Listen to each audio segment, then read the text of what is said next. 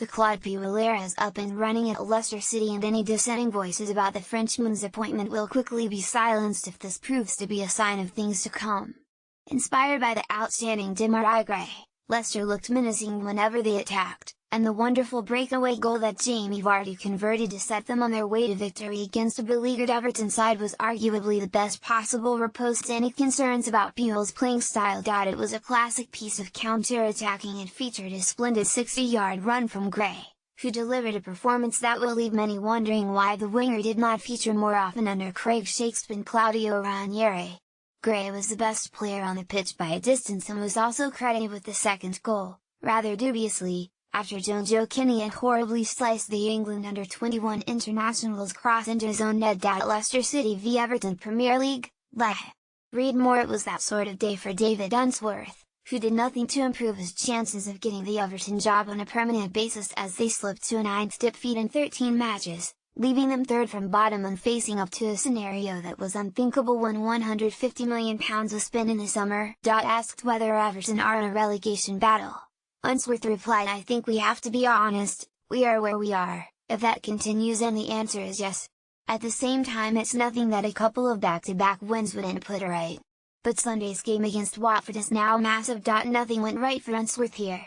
His decision to start with wingers was scrapped at half-time, when he withdrew Aaron Lennon and Kevin Mirallas, and the sight of Wayne Rooney raising his arms in bewilderment when his number came up in the second half, as he prepared to take a corner, rather summed things up for a club that appears in serious trouble. To add insult to injury for Unsworth, he finished his post-match press conference answering a question about Joey Barton's scathing assessment of him during a radio broadcast from the King Power Stadium.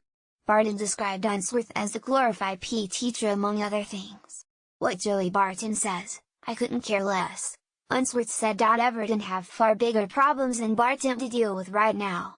Toothless up front and devoid of ideas in midfield, they rarely looked like scoring despite dominating possession after a disastrous first half-hour in which they conceded twice.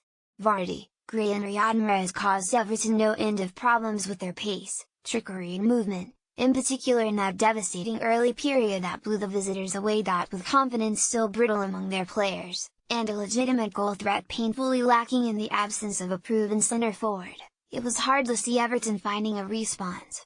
Unsworth, however, was entitled to feel that Everton should have had an opportunity via the penalty spot when Christian Fuchs clattered into Lennon from behind shortly after Gray's goal. Andre Mariner, the referee, inexplicably failed to point to the spot.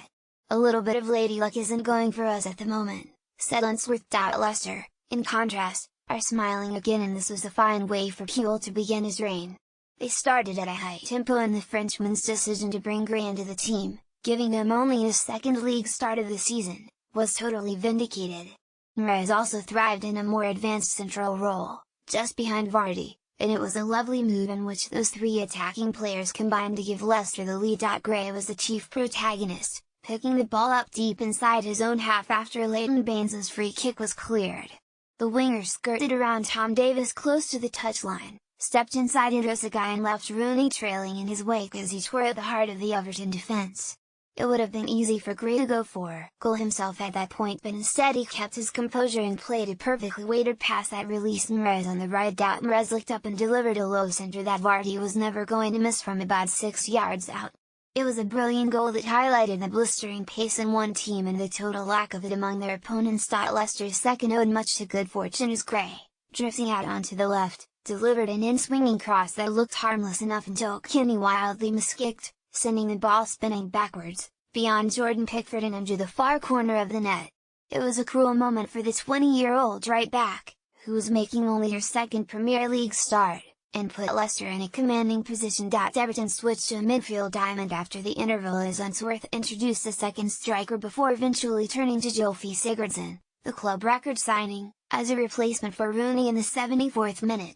That neither Rooney nor Sigurdsson acknowledged one another during that change set it all on another chastening afternoon for Everton.